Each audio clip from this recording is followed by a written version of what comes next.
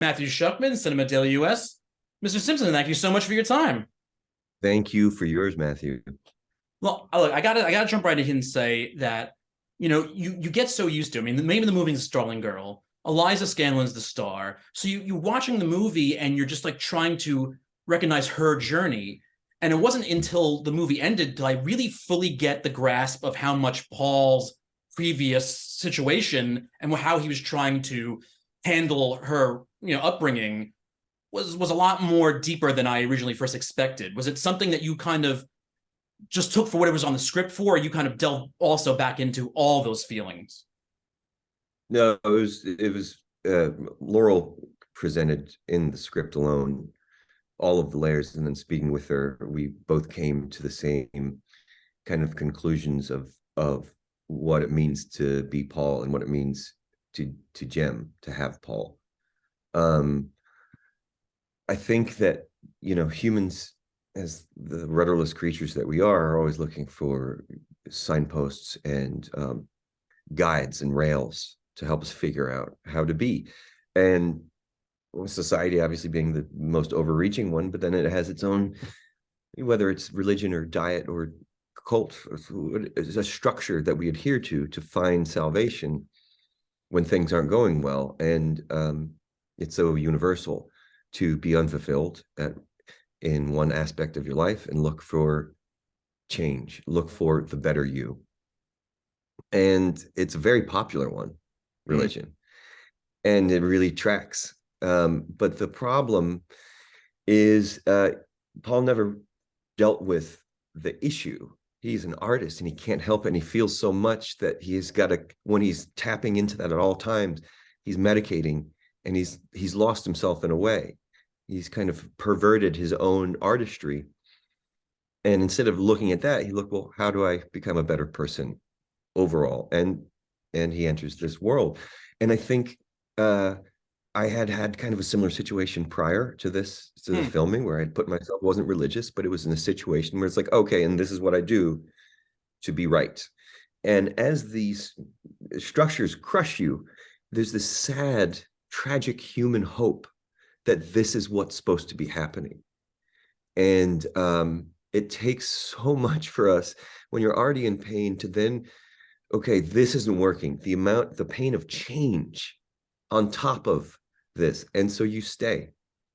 Yeah. And Paul's deep, deep love of his daughter, and he sees her 1,000%, causes him to try. He doesn't understand how lost he is. And so he's like, in his mind, I haven't quite nailed it yet with the elders, but this is the way, baby. This is the way.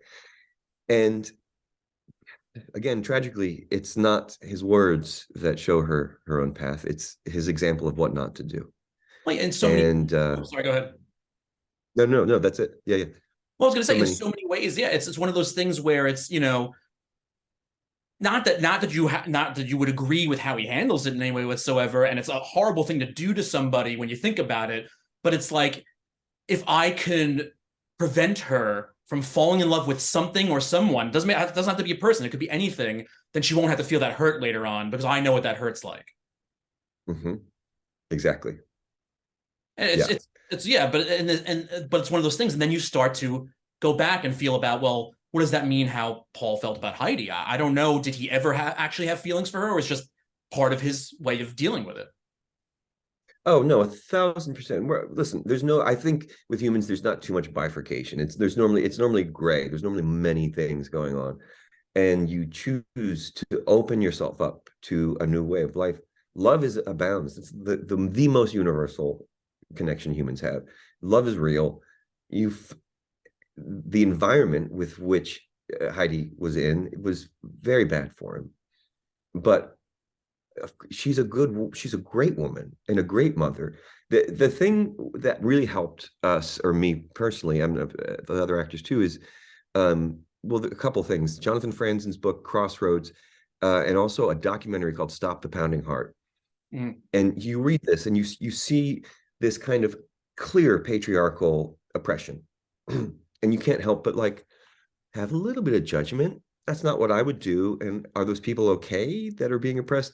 And Stop the Pounding Heart is just I don't know, 2.5 hours of time with this an actual Starling family, and you see the work that the mother and the daughters have to do. And at first you're like, fuck. And then they start articulating how proud they are that they're able to be put in a position to take care of this weak man that has so much responsibility. And yes, they downplay how much they're doing, but they're overjoyed that that they are that higher power in the family, that they are somewhat godlike.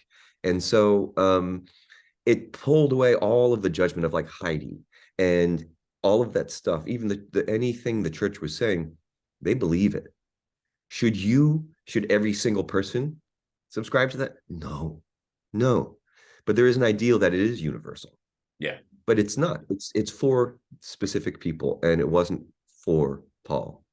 And unfortunately, he adhered to that instead of looking at what his real issue is. And he was able to then. It's not the greatest way to teach your kid, but I think that the best storytelling is kind of it turns things up to 11 so that we can all see our own version of what's happening. You know what I mean? Absolutely. Jimmy, thank you so much for your time. It's been a pleasure. Well, thank you, Matthew. Likewise. Hope to see you again.